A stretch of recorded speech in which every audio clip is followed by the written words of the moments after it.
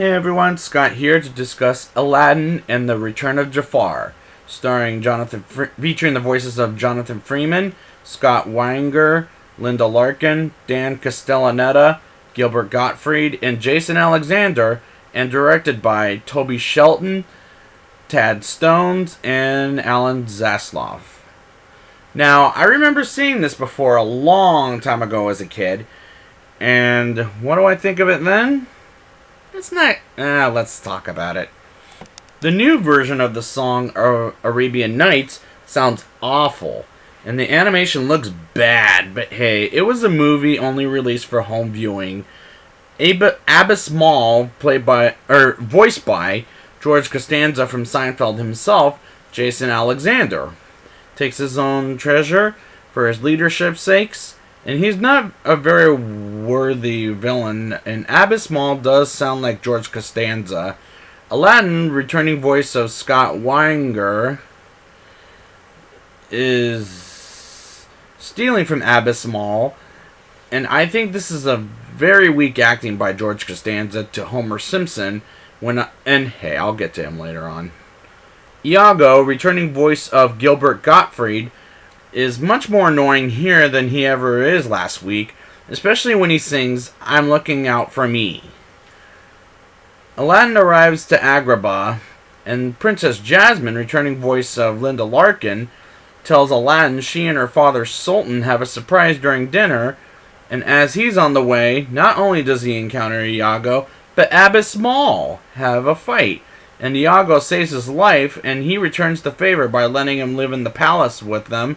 And my problem is Iago coming back is, what if he betrays him all the way again? These characters I'm less connected to than last week.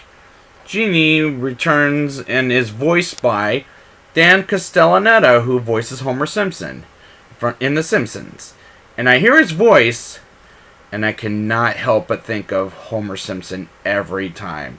And that was a real problem for me, because Robin Williams was so much better than Homer Simpson was as the voice of Genie.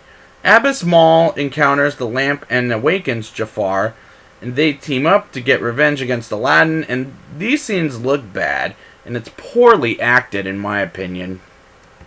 Aladdin reveals Iago saved his life, and everyone is against taking Iago, but reluctantly take him in until Jafar brings Abbas Mall to the palace, and Jafar asks Iago to take Aladdin, bringing Sultan to a quiet place to be alone with Aladdin and getting to know each other, and Iago really got on my nerves at this point in the movie. Jafar captures Genie and Abu, and the songs they added in here are very annoying, and they sound really bad. I hate saying it, but it really does sound bad. Iago betrays Aladdin briefly, and Sultan and Karpik get captured, and everyone, including the guards, believe Aladdin killed Sultan, and Jafar is disguised as Jasmine, and she sentences Aladdin to death.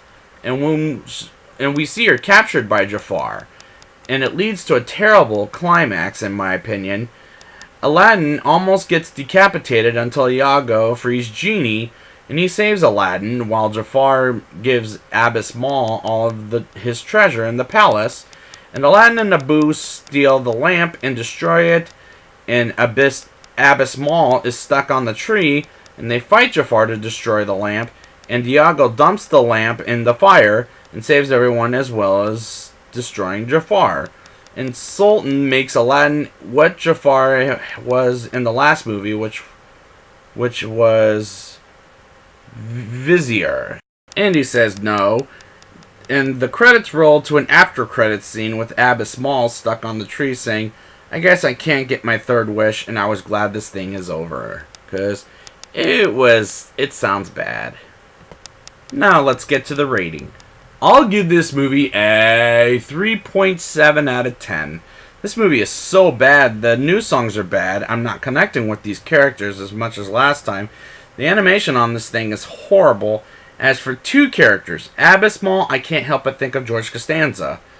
And Genie, I can't help but think of Homer Simpson.